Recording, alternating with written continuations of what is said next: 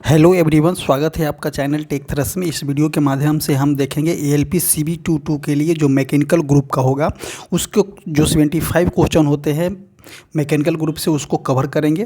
तो आइए देखते हैं। सबसे पहले हमारा फर्स्ट क्वेश्चन हमारा हो जाएगा कि आँखों की सुरक्षा के लिए खाली स्थान दिया गया है, प्रयोग करते हैं। तो देखिए, आँखों की सुरक्षा के लिए गॉगल्स जो चश्मा यूज करते हैं वो हो गया, ग्लासेस हो गए यहाँ पे, और फेस शील्ड हो जाएगा। तो ये सभी जो होता है आपका आँखों की सुरक्षा के लिए यूज की जाती है। तो ऑप्शन नंबर यहाँ पे हो जाएगा आपका डी, जो बिल्कुल सही हो जाएगा। नेक्स्ट क्वेश्चन देखेंगे कि वर्ग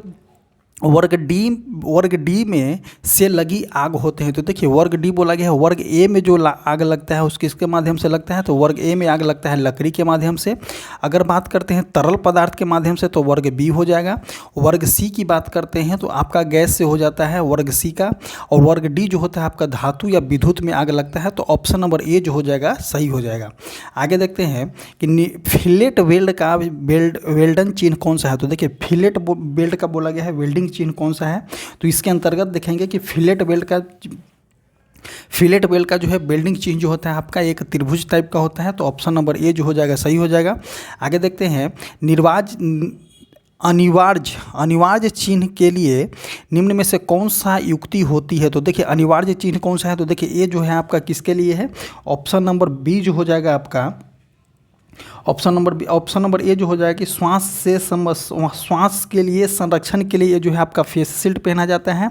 ऑप्शन नंबर बी जो हो जाएगा आपके जहर के खतरा के लिए यहाँ पे दिया गया, तो ये नहीं होगा। उसके बाद देखेंगे तो प्राथमिक उपचार के लिए देता है। डी जो तो होता है आपका लेजर बीम के उपचार के लिए देता है। तो देखिए, अगर अनिवार्य सेवा बोला गया है तो ऑप्शन नंबर ए जो हो जाएगा आपका बिल्कुल सही हो जाएगा। क्योंकि जो है आपको जो है अगर आप काम कर रहे हैं वैसे कंडीशन में काम करते हैं जहाँ धूलकण ज़्यादा हो, तो उस जगह पर जो होता है आपका फेस शील्ड दिया गया है। जब फेस शील्ड दिया गया है, गूगल्स दिया गया है, कैप दिया गया है, तो आप ये सभी जो होता है अनिवार्य चिन्ह के अंतर्गत आते हैं। नेक्स्ट क्वेश्चन देखते हैं कि सूची 1 और सूची 2 को मिलान करने के लिए दिया गया है। तो देखिए, लैक्टोमीटर से क्या नापते हैं। तो दूध की शुद्धता नापेंगे। तो ए का क्या हो जाएगा 4 हो जाएगा। ए मीटर के द्वारा हम क्या नापते हैं। तो विद्युत धारा मापते हैं। तो बी का 1 हो जाएगा। तो देखिए, ऑप्शन नंबर ए जो हो जाएगा इसका सही हो जाएगा, क्योंकि बी में ही एक बचा हुआ है। हाइग्रोमीटर के थ्रू हम क्या नापते हैं। तो हाइग्रोमीटर के थ्रू हम सापेक्षित आर्द्रता को नापेंगे। अब वोल्ट मीटर के थ्रू हम क्या नापते हैं। तो विद्युत विभव को जो है वोल्ट मीटर के थ्रू हम नापते हैं। ओम के नियम के अनुसार जो होता है V बराबर IR होता है। नेक्स्ट क्वेश्चन देखेंगे, क्वेश्चन नंबर 6 क्या बोला गया है कि कोनों को मापने के लिए निम्न में से किस उपकरण का प्रयोग नहीं करते हैं। तो देखिए, कोनों के मापने के लिए हम किसका उपयोग नहीं करेंगे। तो किलोनोमीटर का उपयोग जो है कोनों को मापने के लिए किया जाता है। बेवल प्रोटेक्टर का भी किया जाता है, प्रोटेक्टर हेड का भी किया जाता है। तो ये हो जाएगा ऑप्टिकल फ्लैटेस्ट के थ्रू जो होता है हम समतलता जांचने के लिए करते हैं। तो ऑप्टिकल फ्लैटेस्ट जो होता है हम समतलता जांचने के लिए यूज करते हैं इसका।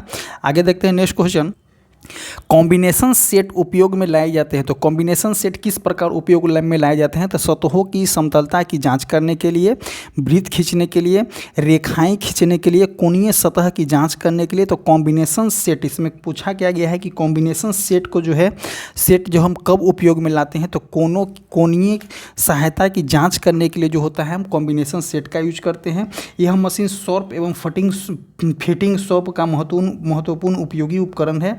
इसके मुख्यतः 3 भाग होते हैं। एक होता है आपका स्क्वायर हेड होता है, प्रोटेक्ट हेड होता है, एक होता है आपका सेंटर हेड। यह 20 सेंटीमीटर से 60 सेंटीमीटर की लंबाई में बाजार में उपलब्ध होता है।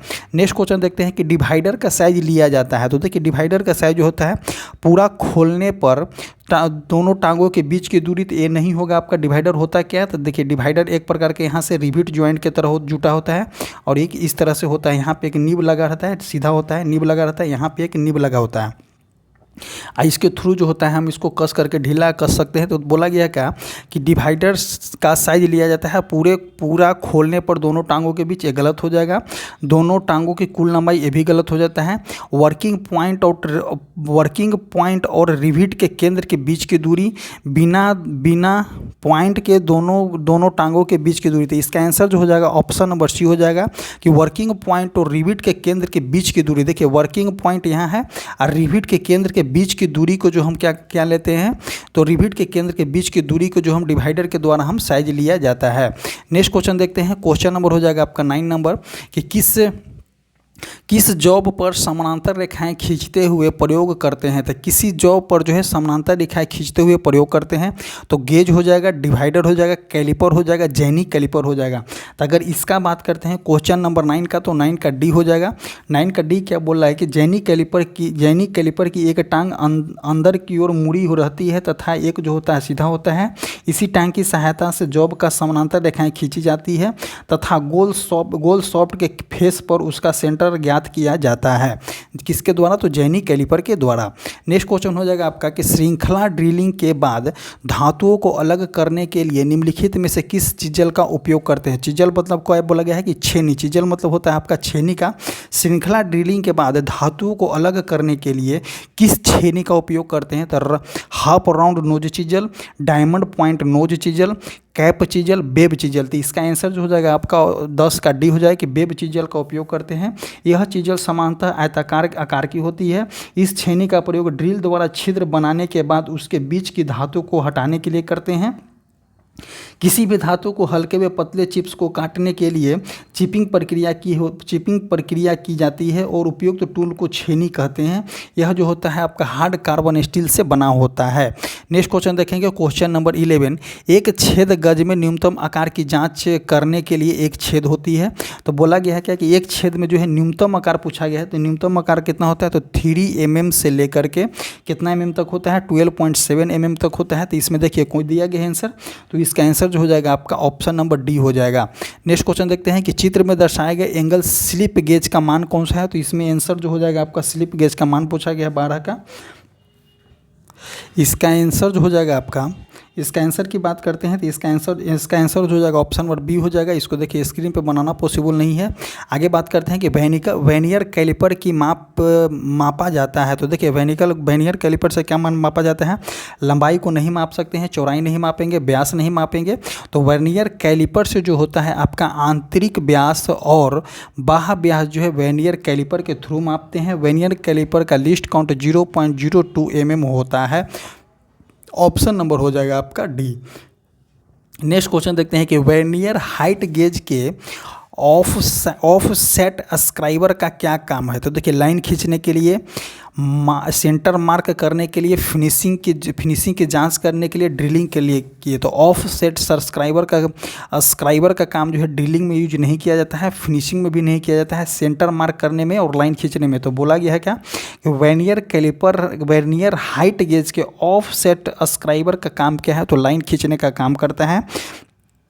Vernier offset scriber vernier height gauge के साथ प्रयोग में लाई जाती है। वर्नियर हाइट गेज का प्रयोग वर्कशॉप में जॉब बनाते समय उसकी हाइट मापने के लिए की जाती है। और इसका अगर बात करते हैं मीट्रिक प्रणाली में 0.02 mm एवं ब्रिटिश प्रणाली में 0.001 तक के सूक्ष्म माप पाई जाती है। आगे देखते हैं कि साइन बार के एक सिरे पर स्टॉपर लगा होता है जिसका कार्य क्या होता है? तो देखिए साइन बार में जो होता है आपका एक स्टॉपर लगा होता है, उसका कार्य क्या होता है कि जॉब को स्लिप होने से रोकने के लिए स्टॉपर का यूज किया जाता है। इसका फार्मूला होता है साइन थीटा बराबर H/L जो होता है, इसी फार्मूला पे इसको फिट किया जाता है। जहां आपका L जो होता है साइन बार की लंबाई होती है, H जो होता है आपका साइन बार की हाइट होती है। आगे देखते हैं निम्नलिखित में से कौन सी प्रक्रिया के लिए पूरक धातु अपेक्षित नहीं है? तो देखिए आर्क वेल्डिंग, प्रतिरोध वेल्डिंग, गैस वेल्डिंग, उपयुक्त में से कोई नहीं। तो देखिए पूरक धातु जो होता है आर्क वेल्डिंग में यूज की जाती है। गैस वेल्डिंग में भी जो होता है आपका पूरक धातु होती है, बट जो है आपका प्रतिरोध वेल्डिंग में पूरक धातु का यूज नहीं किया जाता है। इस वेल्डिंग का प्रयोग जो होता है गैस रोधी, जल रोधी, वायु रोधी एवं बाष्प रोधी जोड़ बनाने के लिए की जाती है। इस वेल्डिंग में धातु के दो टुकड़े को जोड़ने के लिए विद्युत धारा के साथ यांत्रिक दाब का भी सपोर्ट किया जाता है। कौन सा हो जाएगा? तो प्रतिरोध वेल्डिंग हो जाएगा। आगे देखते हैं कि इंजीनियरिंग ड्राइंग में फिलेट वेल्ड के लिए प्रयुक्त किया जाने वाला वेल्ड चिन्ह कौन सा है? तो फिलेट वेल्ड के लिए प्रयुक्त किया जाने वाला वेल्ड चिन्ह जो होता है आपका एक त्रिभुज आकार का होता है, राइट एंगल त्रिभुज की साइड का होता है।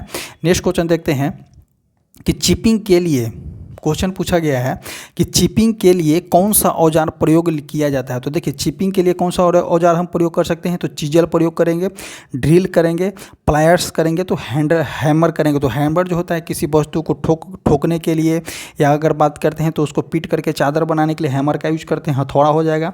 ड्रिल मशीन जो होता है किसी वस्तु को छेद करने के लिए किया जाता है।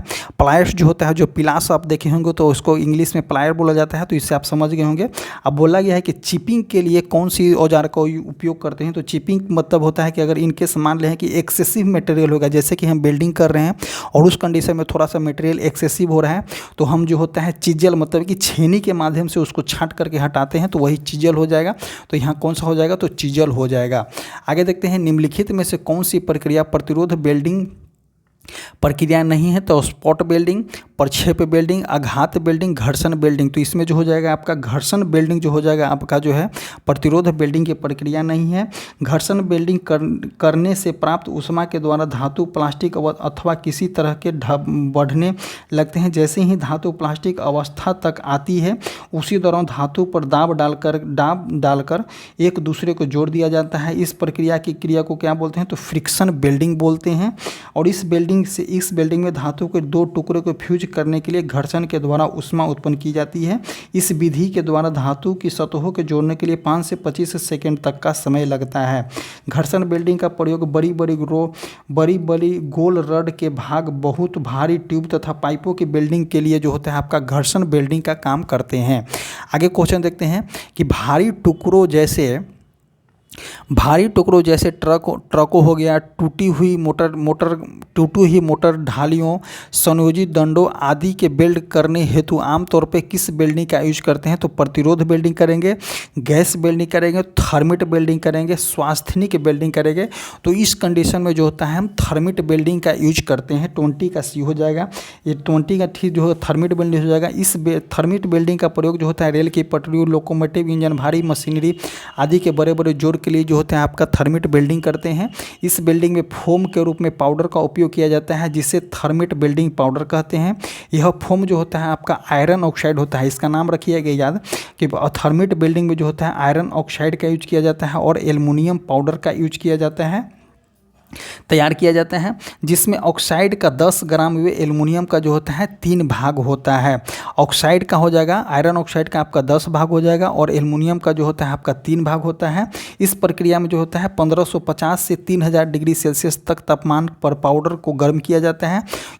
उसके बाद आयरन पिघल करके मोल्ड में जा कर बिल्ड हो जाता है। तो कौन सा बिल्डिंग हो जाएगा, थर्मिट बिल्डिंग हो जाएगा। रेल की पटरी भी जो होता है थर्मिट बिल्डिंग के कारण ही जुटता है आपस में।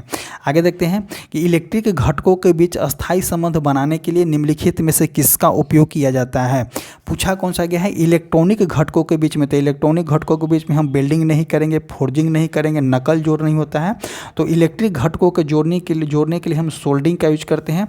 सोल्डिंग जो होता है आपका पीबी और एसएन से मिल करके बनता है, जिसमें आपका जो हो जाता है एसएन का 67% होता है और पीबी का जो होता है आपका 33% के आसपास होता है, इसका मिक्सचर होता है। आगे बात करते हैं क्वेश्चन नंबर 22 कि लो कार्बन स्टील की फोर्जिंग बनाने के लिए अत्यंत उच्च टेम्परेचर कितना होता है। तो लो कार्बन के लिए फोर्जिंग बनाने के लिए अत्यंत जो होता है आपका 1300 डिग्री सेल्सियस टेम्परेचर चाहिए, जो कि इसमें देखेंगे पिटवा लोहा के लिए तो 850 डिग्री सेल्सियस से लेकर के 1300 डिग्री सेल्सियस तक होता है। माइल्ड स्टील के लिए 1800 डिग्री सेल्सियस से 1250 डिग्री सेल्सियस तक होता है। माध्यम कार्बन स्टील के लिए 750 डिग्री सेल्सियस से लेकर के 1250 डिग्री सेल्सियस होता है। हाई कार्बन स्टील के लिए 800 डिग्री सेल्सियस से 1200 डिग्री सेल्सियस तक होता है। स्टेनलेस स्टील के लिए 900 डिग्री सेल्सियस से 1200 डिग्री सेल्सियस होता है। पीतल, तांबा, कांसा को 550 डिग्री सेल्सियस से 900 डिग्री सेल्सियस तक फोर्जिंग किया जाता है। एल्युमिनियम तथा मैग्नीशियम को 300 डिग्री सेल्सियस से 830 डिग्री सेल्सियस तक गर्म किया जाता है। और लो कार्बन स्टील जो आपका फोर्जिंग के लिए जो होता है 1300 डिग्री सेल्सियस यूज किया जाता है। नेक्स्ट क्वेश्चन देखते हैं कि एनविल तथा फोर्जिंग टूल है। एनविल एक फोर्जिंग टूल है। इस प्रकार गर्म धातु को फोर्जिंग की जाती है। इसके सतह हार्ड होते हैं, ये जो होते हैं हार्ड या वीक होते हैं। Working face block hard die hole. तो इसका आंसर जो हो जाएगा आपका जो हो जाएगा working face, option number B. Next question देखते हैं कि फोर्ज शॉप में प्रयुक्त हैमर जो होता है से कितना रेंज के बीच में होता है। तो इसमें जो छोटा हैंडल फिट किया जाता है तो देखिए 1/2 से लेकर के 1 से होता है तथा इसमें छोटा हैंडल फिट किया जाता है। तो ऑप्शन नंबर बी जो हो जाएगा 24 का सही हो जाएगा। आगे देखते हैं कि ऊष्मीय चालकता और विद्युत चालकता के आचरण के लिए ऊष्मीय चालकता और विद्युत चालकता के आचरण के लिए एक धातु के लिए योग कौन सा होता है। तो देखिए धातु के लिए ऊष्मीय चालकता और विद्युत चालकता होना चाहिए। दोनों ये जो है धातु और ऊष्मा का जो है कंडक्टर है। उसमें धातु और ऊष्मा का कंडक्टर कौन सा है, विद्युत हो जाएगा और ऊष्मा हो जाएगा। तो ऑप्शन नंबर ए जो हो जाएगा यहाँ पे सही हो जाएगा।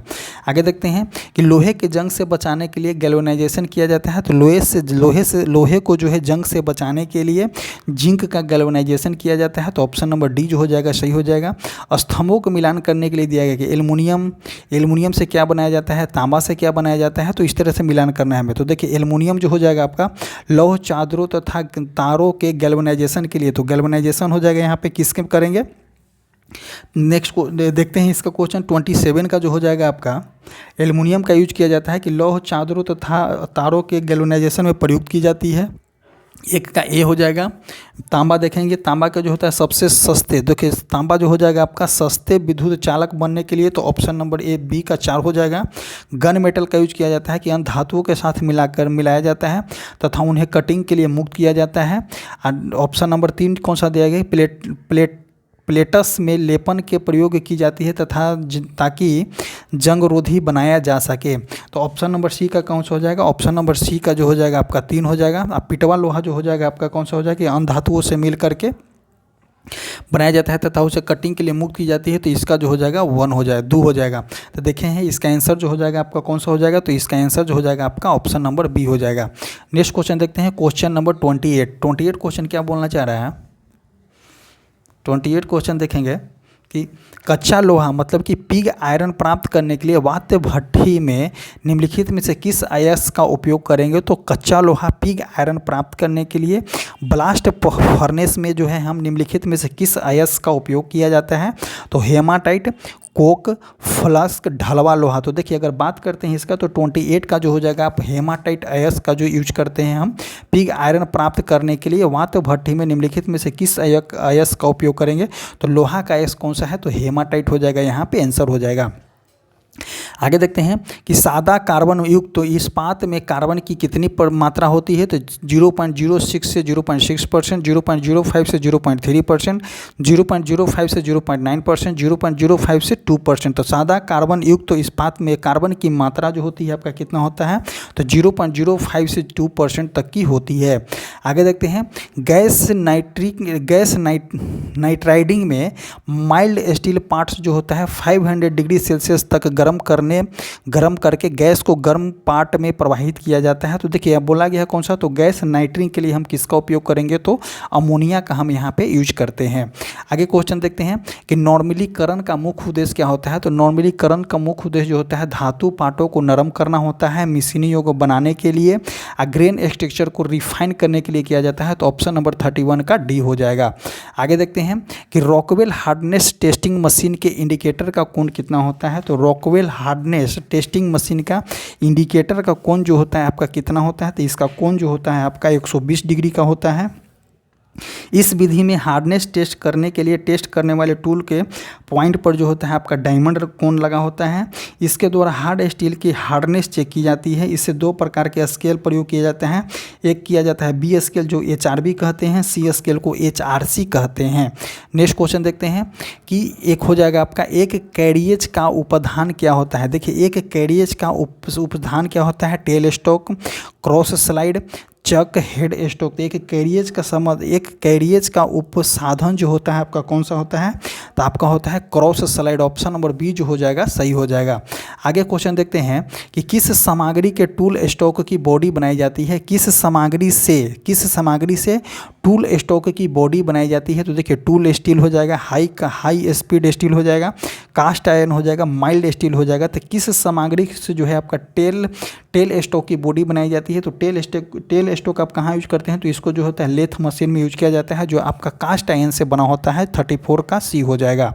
नेक्स्ट क्वेश्चन देखते हैं कि कर्तन के मामले में उपकरण पर कर्तन बल के केवल दो लंब घटक कार्य करते हैं, उसको हम क्या बोलते हैं? तो लंब कोणीय ऑर्थोगोनल बोलते हैं। ऑप्शन नंबर बी जो हो जाएगा आपका सही हो जाएगा। आगे देखते हैं, इसमें चित्र में दिखाया गया है कि एक्स कौन सा है? तो देखिए एक्स हो जाएगा आपका, यहाँ पे एक्स दिया गया है, इसका नाम कौन सा है? तो इसका नाम हो जाएगा compound slide, cross slide, tool post saddle. तो अगर इसका बात करते हैं तो इसका नाम हो जाएगा आपका कंपाउंड स्लाइड जो हो जाएगा, इसका आंसर हो जाएगा क्या हो जाएगा? तो इसका आंसर जो हो जाएगा आपका कंपाउंड स्लाइड हो जाएगा। ऑप्शन नंबर ए जो हो जाएगा आपका सही हो जाएगा। इसका जो होता है लेथ मशीन का, यह जो होता है सैंडल के ऊपर फिट किया जाता है। इसके बेस पर डिग्री में ग्रेजुएशन बना होता है, जिसमें कंपाउंड सेट को 180 तक के किसी भी कोण में घुमा करके सेट किया जाता है। इसके ऊपर टूल पोस्ट लगाया जाता है, जिससे टूल की फिक्स्ड किया जाता है। नेक्स्ट क्वेश्चन देखते हैं, क्वेश्चन नंबर आपका 37। मास प्रोडक्शन कार्य के लिए कौन सी लेथ मशीन का यूज करते हैं? तो देखिए क्या बोला गया है, मास प्रोडक्शन में सबसे ज़्यादा प्रोडक्शन के लिए कार्य के लिए हम किस लेथ मशीन का यूज करेंगे? तो बेंच लेथ, टेरेथ लेथ है, कैप्टन लेथ है। तो इसका आंसर जो हो जाएगा आपका किस लेथ का हम यूज करते हैं मास प्रोडक्शन के लिए? तो मास प्रोडक्शन के लिए हम कैप्स्टन लेथ का यूज करते हैं। इस मशीन में एक साथ कई टूल कार्य करते हैं। इस मशीन की बनावट हल्का होता है, जिससे कार्य करने की गति तेज हो जाती है। कैप्स्टन लेथ मशीन में जॉब को पकड़ने के लिए कोलेट का उपयोग करते हैं। इस मशीन की सेटिंग से अधिक समय लगता है, लेकिन उत्पादन बहुत कम टाइम में होता है। मास प्रोडक्शन जो होता है आपका कैप्स्टन लेथ के माध्यम से होता है। नेक्स्ट क्वेश्चन देखते हैं कि कृत्रिम एब्रेसिव कौन सा है? तो देखिए इसमें पूछा गया है कि कृत्रिम एब्रेसिव कौन सा है। तो आपका कृत्रिम एब्रेसिव जो होता है आपका एल्युमिनियम ऑक्साइड हो जाएगा, सिलिकॉन कार्बाइड हो जाएगा। अधिकांशतः ग्राइंडिंग पहिया कृत्रिम अपघर्षण से बनाए जाते हैं। इससे एब्रेसिव को विद्युत भट्टियों में बनाया जाता है, जिससे अशुद्धियाँ कम हो जाती है। प्राकृतिक एब्रेसिव को खानों से प्राप्त की जाती है, और कृत्रिम एब्रेसिव जो है आपका एल्युमिनियम ऑक्साइड हो जाएगा, सिलिकॉन कार्बाइड हो जाएगा। ऑप्शन नंबर डी जो हो जाएगा आपका सही हो जाएगा। आगे देखते हैं नेक्स्ट क्वेश्चन कि ग्राइंडिंग व्हीलों के साधारणतः प्रयुक्त बॉन्ड सब इसमें कौन सा हो जाएगा? तो देखिए ग्राइंडिंग व्हीलों के साधारणतः प्रयुक्त बॉन्ड इनमें से कौन सा होता है? विट्रीफाइड हो जाएगा, रबर बॉन्ड हो जाएगा, सेलॉक हो जाएगा, सिलिकेट हो जाएगा। तो इसका आंसर जो हो जाएगा 39 का आपका विट्रीफाइड बॉन्ड होता है। आगे देखते हैं क्वेश्चन कि एक व्हील में ए से जेड तक की ग्रेड दी गई है। तो ए जो होता है आपका नरम ग्रेड को दर्शाता है, डी जेड जो होता है आपका कठोर ग्रेड को दर्शाता है। तो ऑप्शन नंबर सी जो हो जाएगा आपका सही हो जाएगा। नेक्स्ट क्वेश्चन देखते हैं कि एक यांत्रिक उपकरण है, कौन सा उपकरण है? तो यांत्रिक उपकरण है जो घूमने वाले दो शाफ्ट को आपस में संयोजित और विलगित करता है। मतलब कि संयोजित और विलगित करने का मतलब कि अगर हम इसको इंग्लिश में करेंगे तो अरेंजमेंट और डिसअरेंजमेंट का काम करता है। तो किसके द्वारा होता है? ये आपको जो होता है क्लच के द्वारा होता है। एक प्रकार का यांत्रिक उपकरण है। इसका उपयोग जो होता है ऑटोमोबाइल में किया जाता है, डिसएंगेज और एंगेज के लिए करता है। इसका प्रयोग इंजन व गियर बॉक्स के बीच में लगाया जाता है। डॉग क्लच और कोणीय क्लच धनात्मक क्लच होते हैं। इसका उपयोग से इंजन की चलती अवस्था में से हम अपने कार, ट्रक, बस, बाइक, ट्रक आदि को हम कंट्रोल कर पाते हैं। किसके माध्यम से? तो क्लच के माध्यम से। नेक्स्ट क्वेश्चन देखते हैं कि मशीन को लटकाते समय उसकी सेंटर ऑफ ग्रेविटी को ध्यान में रखा जाता है। मशीन को लटकाने व ऊपर उठाने के लिए प्रयोग किया जाता है। तो स्क्रू जैक का, क्रोबार का, क्रेन व चेन पुली का। तो इसका आंसर जो हो जाएगा 42 का जो हो जाएगा आपका बी हो जाएगा। क्रोबार एक सहायक टूल होता है, जिसका उपयोग मशीनों की उपस्थिति स्थापित करने के लिए किया जाता है। क्रोबार का मतलब होता है सब्बल, जो आप सब्बल देखे होंगे होता है, उसको खंती भी कहते हैं। इसकी आकृति हेक्सागोनल या ऑक्टागोनल होती है। यह स्टील की रॉड को फोर्जिंग करके बनाई जाती है। इसका उपयोग कार्य के अनुसार किया जाता है। जब बड़ा कार्य करना होता है तो बड़े और कठोर क्रोबार का यूज करते हैं।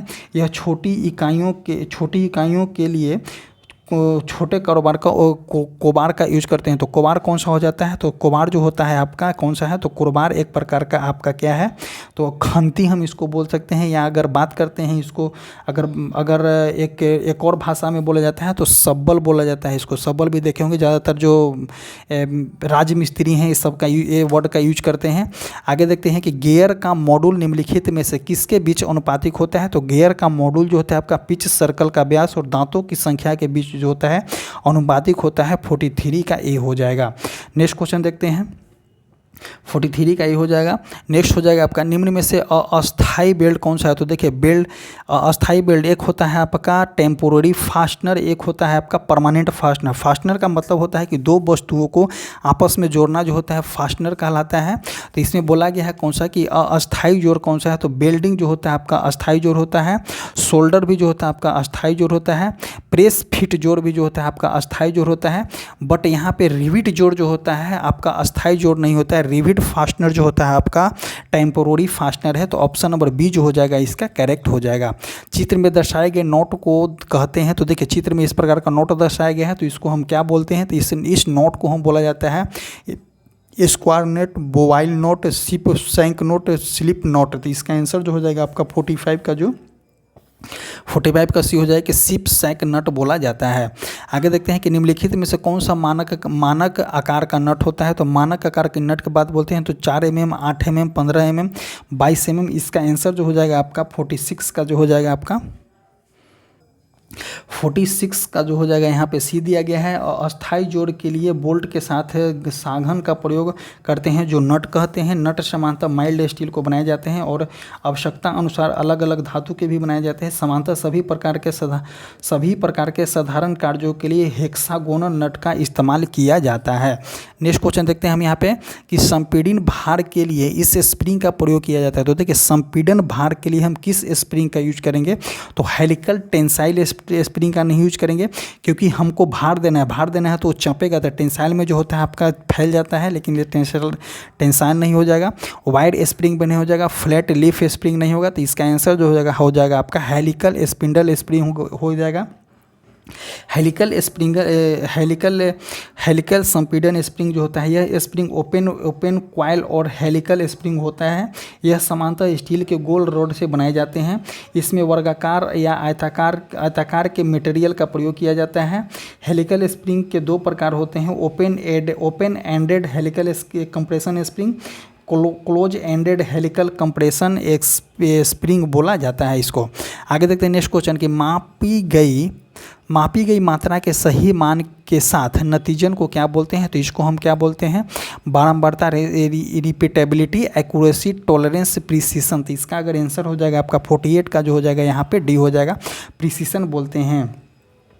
नेक्स्ट क्वेश्चन देते हैं कि जब जॉब के ऊपरी भाग सीमा तथा निचली माप सीमा के अंतर को क्या बोलते हैं। तो जॉब के ऊपरी भार सीमा और निचली भार सीमा के अंतर को हम टॉलरेंस बोलते हैं। इंटरचेंजेबिलिटी के लिए लिमिट, फिट और टॉलरेंस का प्रयोग किया जाता है एवं फिक्चर तथा लिमिट गेजों का उपयोग किया जाता है। किसी भी जॉब की वास्तविक मान उसके मानक मान से जितनी निकट होती है उतने अर्थार्थ या दर्शाता जाता है, प्रिसीशन बोला जाता है। नेक्स्ट क्वेश्चन देखते हैं हम यहाँ पे कि 49 हो जाएगा। आकार की अधिकतम और न्यूनतम सीमा के बीच के अंतर को क्या कहते हैं। तो आकार के अधिकतम सीमा और न्यूनतम सीमा के बीच सीमा को हम क्या बोलते हैं। तो इसका आंसर जो हो जाएगा आपका टॉलरेंस बोला जाता है। टॉलरेंस को हिंदी में सहायता दिया गया है। नेक्स्ट क्वेश्चन देखते हैं कि किसी आंतरिक गुण की न्यूनतम सामग्री स्थित मिनिमल मटेरियल कंडीशन को क्या कहा जाता है। क्वेश्चन होगा आपका, क्वेश्चन क्या है कि किसी आंतरिक गुण की न्यूनतम सामग्री स्थित मिनिमम मटेरियल कंडीशन को कहा जाता है। तो निचली सीमा बोलेंगे, सहिष्णुता बोलेंगे, गुंजाइश बोलेंगे और ऊपरी सीमा बोलते हैं। तो किसी आंतरिक गुण की न्यूनतम सामग्री स्थित मिनिमम मटेरियल को क्या बोला जाता है। तो मिनिमम मटेरियल को हम क्या बोलते हैं, तो टॉलरेंस बोलते हैं। नेक्स्ट क्वेश्चन देखते हैं कि टॉलरेंस कितने प्रकार के होते हैं। तो टॉलरेंस जो होता है आपका 3 प्रकार के होता है। एक होता है आपका यूनिलेटरल टॉलरेंस। यूनिलेटरल टॉलरेंस किसको कहते हैं? तो इस सिस्टम में टॉलरेंस बेसिक साइज पर केवल एक ही ओर दी जाती है। यह हमेशा पॉजिटिव और निगेटिव होता है। एक होता है आपका बाईलेटरल टॉलरेंस। तो बाईलेटरल टॉलरेंस जो होता है, इस टॉलरेंस में जॉब की मूल माप में दोनों विचरण ऊपरी तथा निचली सीमा होती है। इसकी मूल साइज दोनों दिशाओं में होती है। एक होता है आपका फंडामेंटल टॉलरेंस। तो फंडामेंटल टॉलरेंस का किसको कहते हैं? तो BIS के अनुसार टॉलरेंस में जो होता है 18 ग्रेडेन पाई जाती है। यह ग्रेडेन होल तथा सॉफ्ट दोनों के लिए समान साइज के लिए कार्य करती है। आगे देखते हैं, यहाँ पे दिया गया है V बार, इस तरह से दिया गया है का सरफेस रफनेस, मतलब कि इसको दिया गया है कि उल्टा त्रिभुज दिया गया है, सरफेस रफनेस का मान निर्दिष्ट किया जाता है। तो इसका आंसर हो जाएगा ऑप्शन नंबर डी, इनमें से कोई नहीं हो जाएगा। इसके लिए जो होता है साधारण मशीनिंग के सतह के लिए की जाती है इस चिन्ह का यूज। आगे क्वेश्चन देखते हैं कि पाइपों में BSP चूड़ी कटी होती है जो सन्निहित कोण क्या होती है? तो BSP चूड़ी कटी होती है और सन्निहित कोण देखेंगे तो उसका 55 डिग्री होता है। नेक्स्ट क्वेश्चन देखते हैं कि पाइप चूड़ी का अंतर्गत कोण कितना होता है? तो पाइप चूड़ी का अंतर्गत कोण पूछा गया है, कितना होता है? पाइप चूड़ी का अंतर्गत कोण जो होता है आपका 55 डिग्री होता है। आगे देखते हैं, स्क्रू जैक में यांत्रिक लाभ ज्ञात करना है। तो स्क्रू जैक का जो होता है आंतरिक ये लाभ जो होता है, मैकेनिकल एडवांटेज होता है 2πL डिवाइडेड बाई जो होता है आपका पिच होता है। तो 2πL divided by pitch, option number B जो हो जाएगा सही हो जाएगा। आगे देखते हैं कि थंब स्क्रू प्रायः जो होता है हाथों के द्वारा खोले या कसे जाते हैं। इनके हेड को आकार होता है। तो देखिए थंब स्क्रू किस प्रकार का होता है? तो देखिए एक इस प्रकार का होता है, इसके ऊपर जो होता है आपका किया जाता है, तो इसके ऊपर जो होता है आपका नर्लिंग किया रहता है, और जो होता है इसको हाथों से हम खोल सकते हैं। जैसे कि घड़ी की चाबी को देखे होंगे, थंब स्क्रू होता है, उसके द्वारा जो होता है क्या कि इसका जो होता है थंब स्क्रू जो होता है आपका हेड जो होता है वृत्ताकार होता है, जिससे हम आसानी से खोल या कस सकते हैं। नेक्स्ट क्वेश्चन देखते हैं कि सीट धातुओं को खाली स्थान से जोड़ा जाता है। तो सीट धातुओं को बेल्ट हो जाएगा, सोल्डर हो जाएगा, सीतरन हो जाएगा, हीटिंग हो जाएगा। तो सीट धातुओं को हम कभी भी जोड़ते हैं तो जो सोल्डरन के द्वारा जोड़ते हैं। सीट धातुओं को सोल्डरिंग द्वारा जोड़ा जाता है। सोल्डरिंग एक प्रकार की प्रक्रिया है जो मेटल के 2 या 2 से अधिक टुकड़ों के बीच फिलर धातु से जोड़ा जाता है। फिलर धातु का गलनांक जोड़े जाने वाले धातु के गलनांक से कम होता है। सोल्डरिंग प्रक्रिया जो होता है आपका 450 डिग्री सेल्सियस से कम होना चाहिए, 750 डिग्री सेल्सियस से नीचे होना चाहिए। आगे देखते हैं कि ट्रिमिंग प्रक्रिया किससे संबंधित है? तो प्रेस कार्य से, फोर्जिंग से, इलेक्ट्रिक प्लेटिंग से, मशीनिंग से। तो ट्रिमिंग प्रक्रिया जो आपका किससे संबंधित हो जाएगा? तो ट्रिमिंग प्रक्रिया जो हो जाएगा आपका प्रेस कार्य से संबंधित हो जाएगा। किसी धातु या ब्लॉक के किनारे फालतू मटेरियल को हटाने की प्रक्रिया को हम ट्रिमिंग कहते हैं। ट्रिमिंग प्रक्रिया का प्रयोग प्रेस कार्य है जो कि ब्लॉकिंग के समान करता है। नेक्स्ट क्वेश्चन देखेंगे, रिविट में इस्तेमाल होने वाले पदार्थ सामान्यतः क्या होते हैं? तो रिविट अगर बात करते हैं, जो रिविट रेलगाड़ियों में अगर रिविट का यूज किया जाता है, बसों में रिविट का यूज किया जाता है। ये जो होता है आपका टेम्पररी फास्टनर है। तो रिविट का प्रयोग जो होता है आपका कौन सा पदार्थ के लिए, कौन सा होने वाले पदार्थ कौन सा है? तो तन्य पदार्थ हो जाएंगे जो रिविट का यूज करते हैं। ऑप्शन नंबर बी जो हो जाएगा सही हो जाएगा। आगे देखते हैं कि दो पाइपों को किस कोण पर मोड़ा जाना चाहिए कि एल्बो का प्रयोग होता है? तो देखिए एल्बो का प्रयोग हो जाएगा तो किस कोण पे जोड़ा जाएगा? तो 90 डिग्री हो जाएगा। ऑप्शन नंबर बी सही हो जाएगा। आगे देखते हैं कि दिए गए विकल्पों में से पाइप के थ्रेड के मानक प्रारूप की पहचान कीजिए। तो पाइप के थ्रेड में पूछा गया है, मानक प्रारूप में पहचान करने के लिए बात बोला गया है। तो BSF, BSP, BA और BSW, इसका आंसर हो जाएगा आपका 61 का जो हो जाएगा BSP हो जाएगा। BSP का पूर्ण रूप होता है ब्रिटिश स्क्रू पिच जो होता है। पाइपों पर BSP थ्रेड कटी होती है। इसका सन्निहित कोण जो होता है आपका 55 डिग्री होता है। BSP पाइप का उपयोग high pressure pipeline, steam pipeline, gas pipeline, पानी की पाइपलाइन में की जाती है।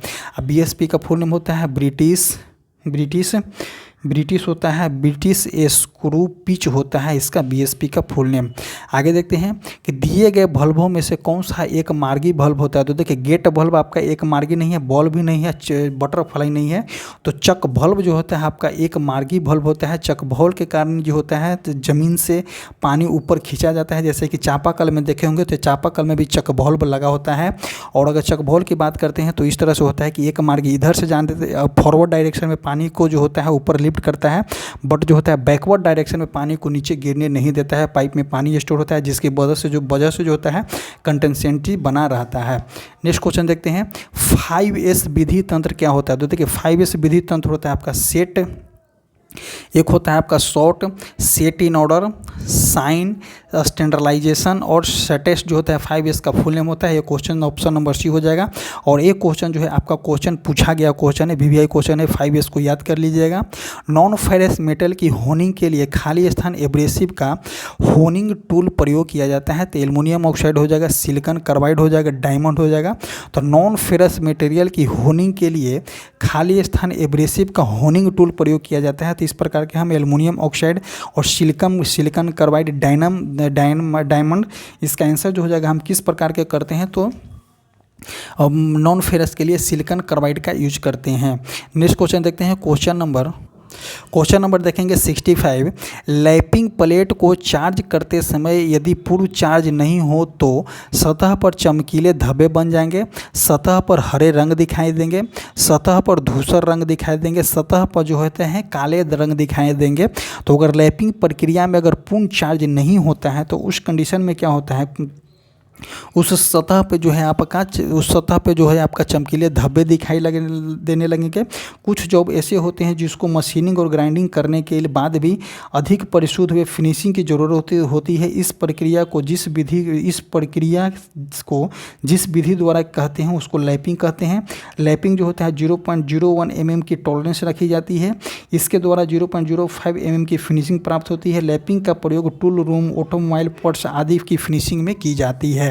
नेक्स्ट क्वेश्चन देखते हैं, क्वेश्चन नंबर 66 क्या बोलना चाह रहा है कि चित्र में दर्शाए गए लैंप का नाम बताइए। तो एक्सटर्नल थ्रेड रिंग लैंप, साधारण ring lamp, adjustable ring lamp, उपयुक्त में से कोई नहीं। तो 66 का आंसर जो हो जाएगा आपका 66 का आंसर हो जाएगा सी हो जाएगा, एडजस्टेबल रिंग लैंप हो जाएगा। इस स्लॉट के कारण इसकी साइज की समायोजित किया जाता है। यह ठोस एडजस्टेबल प्रकार का होता है। हैंडल वे एडजस्टिंग स्क्रू लगा होता है जिससे लैंप का साइज छोटा या बड़ा हम कर सकते हैं। नेक्स्ट क्वेश्चन देखते हैं, यदि एक मुख्य व्यास 10 मिलीमीटर और पिच जो है आपका 1.5 मिलीमीटर दिया गया है तो ट्रैप डील का आकार पूछा गया है। तो ट्रैप डील के आकार के लिए एक फार्मूला होता है आपका कि टैप साइज -2 × 6 2 × 0.64 गुने पिच, 0.64 गुने पिच। तब इसको हम सब्स्टिट्यूट करेंगे तो 2 × 0.64 गुने 1.5। जब इसको पूरा कैलकुलेट करेंगे तो उस कंडीशन में हमको अप्रोक्सीमेट कितना मिलेगा? तो 8.08 मिलता है। तो अप्रोक्सीमेट कितना ले सकते हैं हम? 8 मिलीमीटर ले सकते हैं। आगे देखते हैं कि समानतः हेड टैप सेट में निम्नलिखित में से टैप समविष्ट होते हैं। तो 6 होते हैं, 3 होते हैं, 1 होते हैं, 2 होते हैं। तो समानतः हेड टैप सेट में निम्नलिखित में से टैप जो होता है समविष्ट होता है। तो आपका जो होता है 3 सेट जो होता है समविष्ट होता है। नेक्स्ट क्वेश्चन देखते हैं कि स्ट्रेट शैंक ड्रिल को पकड़ा जाता है। तो देखिए स्ट्रेट शैंक ड्रिल को किसके द्वारा हम कर सकते हैं? तो सॉकेट के द्वारा, ड्रिल चक के द्वारा, स्लिप के द्वारा, आर्बर के द्वारा। तो स्ट्रेट शैंक को हम किसके द्वारा पकड़ सकते हैं? तो ड्रिल चक के द्वारा पकड़ेंगे। इस ड्रिल में शैंक का भाग समानांतर या बेलनाकार होता है। इसे छोटे व्यास के ड्रिल के लिए प्रयोग किया जाता है। यह हाई कार्बन स्टील या हाई स्पीड स्टील की बनाई जाती है। अधिक मात्रा में उत्पादन के लिए कार्बाइड चिप वाले टूल का भी प्रयोग किया जाता है। नेक्स्ट क्वेश्चन देखेंगे कि एक होल को क्रैंक शेफ्ट के मुख्य जर्नल और क्रैंक पिन के बीच ड्रिल किया जाता है। क्यों किया जाता है? तो क्रैंक शेफ्ट को संतुलन के लिए बिल्कुल गलत हो जाएगा। कनेक्टिंग रोड बेयरिंग में लुब्रिकेट यूज करने के लिए तो ये तो सही हो जाएगा। क्रैंक शेफ्ट भार को कम करने के लिए बिल्कुल गलत हो जाएगा। क्रैंक शेफ्ट कंपन को कम करने के लिए भी गलत हो जाएगा। तो एक होल जो होता है क्रैंक शेफ्ट के मुख्य जर्नल और क्रैंक पिन में किस लिए किया जाता है? कि हो जाएगा कि आपका लुब्रिकेंट करने के लिए। तो ऑप्शन नंबर बी जो हो जाएगा, बेयरिंग के लुब्रिकेंट करने के लिए होल किया जाता है। आगे देखते हैं क्वेश्चन नंबर 71 देखिए, इसको स्क्रीन पे बनाना पॉसिबल नहीं है, इसको काटिए। आगे देखते हैं कि पहले से बनाए गए छिद्रों को बड़ा करने के लिए खाली स्थान किया जाता है। तो देखिए, पहले से अगर छिद्र इतना है, पहले से छिद्रों को बड़ा करने के लिए हम कौन सा किस मटेरियल का यूज करेंगे, तो रिमिंग का यूज नहीं करते। रिमिंग का यूज वहाँ पे करते हैं कि जो छिद्र को जो होता है थोड़ा बहुत अगर डायमीटर की है तो थोड़ा बहुत उसको जो होता है काटने के लिए करते हैं। बट यहाँ पे किसका यूज करेंगे, तो बोरिंग का यूज करते हैं। ऑप्शन नंबर बी जो हो जाएगा आपका सही हो जाएगा। आगे देखते हैं, का प्रयोग उस छिद्र को ड्रिल करने के लिए किया जाता है जो एक वृत्त पर समान दूरी स्थित होता है, तो बॉक्स जिग हो जाएगा। इंडेक्सिंग ड्रिल हो जाएगा। टम्बल जिग होगा, तो इसका आंसर जो हो जाएगा 73 का जो ऑप्शन हो जाएगा कि इंडेक्सिंग ड्रिल हो जाएगा। इस जिग का प्रयोग बराबर दूरी और परिशुद्धि के लिए सुराख बनाने के लिए की जाती है। बड़े साइज के इंडेक्सिंग जिग को रोटरी जिग्स भी कहा जाता है, तो इसको रोटरी जिग्स भी हम कहते हैं। नेक्स्ट क्वेश्चन देखते हैं कि जिग की शुद्धता होती है। तो देखिए, वर्क पीस के 10% गलत हो जाएगा, वर्क पीस का 5%, वर्क पीस के 20 से 50% ये भी गलत हो जाएगा। वर्क पीस का जो होता है आपका लगभग 100% जो होता है जिग की शुद्धता होती है। आगे देखते हैं कि निम्नलिखित में से कौन सा उपकरण नहीं है। तो देखिए, पूछा गया है कौन सा निम्नलिखित में से कौन सा उपकरण नहीं है, तो बॉक्स फाइल का कार्बाइड फाइल जो है उपकरण है आपका, फ्लैट फाइल भी उपकरण है, हैंड फाइल भी आपका उपकरण है। तो बॉक्स फाइल जो है आपका उपकरण नहीं है। बॉक्स फाइल मतलब कि बोला गया है यहाँ पर रेती का प्रयोग किया जा रहा है, तो कार्बाइड फाइल आपका रेती है, फ्लैट फाइल भी रेती है, हैंड फाइल भी आपका रेती है, लेकिन बॉक्स फाइल जो है किसी भी प्रकार की रेती नहीं होता है। तो ऑप्शन नंबर सी जो हो जाएगा यहाँ पे सही हो जाएगा। और रेती का यूज कब करते हैं, तो एक्सेसिव मटेरियल को हटाने के लिए हम रेती का यूज करते हैं, फाइन साइज लाने के लिए हम रेती का यूज करते हैं। और इसी तरह से जो होता है आज का टॉपिक मेरा समाप्त होता है। आज जो है आपका टेस्ट नंबर 5 जो होता है समाप्त होता है मैकेनिकल इंजीनियरिंग का। और जो नेक्स्ट देखेंगे हम, तो एक PYQ देखेंगे जो कि आपका प्रीवियस ईयर में क्वेश्चन पूछा गया है। और इसी तरह से जो है आज का टॉपिक मेरा समाप्त होता है। आपको बता दें, हमारा टेलीग्राम चैनल है जो कमेंट बॉक्स और डिस्क्रिप्शन बॉक्स में टेलीग्राम का लिंक पिन किया गया है, आप जाइए और उस टेलीग्राम चैनल से जुड़िए। और इसका जो है आपका आंसर की यहाँ पर दे दिया गया है, आंसर की जो है यहाँ पे दे दिया गया। किसी भी प्रकार के अगर आपको PDF चाहिए इसका, तो आप जा करके टेलीग्राम चैनल से जुड़िए, टेलीग्राम चैनल पे इसका PDF डाल दिया जाएगा। और इसी तरह से आज समाप्त होता है। Thank you.